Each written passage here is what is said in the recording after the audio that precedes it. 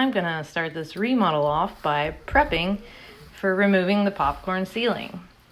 It makes a big mess, so you just buy some plastic sheets. I should have bought some masking tape, but I didn't. It would have made it a whole lot easier. You can see that it's a little Dexter inspired once you're all done. I would suggest, if you're not removing the floor, to place plastic on the floor as well. Next, you just take a pump spray, fill it with water, spray the ceiling. But you don't want to soak it, because if it's super wet, you will tear what's underneath it, as I learned. I bought this really cool tool at Lowe's. It's a little scraper, and you can attach a grocery bag to it, so you'll be catching most of your mess. And it's quite easy to come off. See, it removes itself like butter. Any imperfections you will have to cover with spackle or mud. You will then have to sand, and it's going to go everywhere. So you do need good ventilation.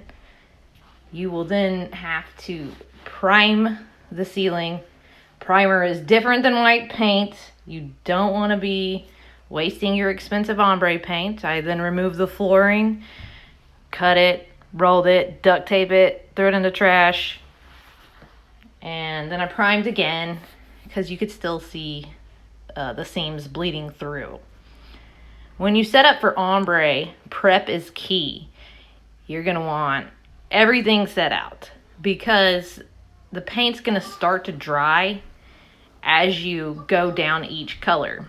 Now, since I went extra and did the whole entire room, I should have just painted it and not blended the first coat, because when you go over it to do the second coat, you have to blend it again.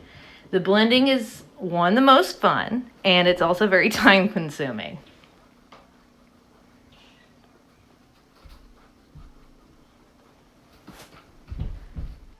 Ah, the luxurious dark ceiling.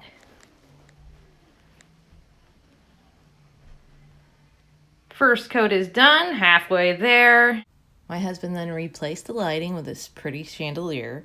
He installed the flooring with his friend and came back and did the trim work and helped secure and level all the decorations later.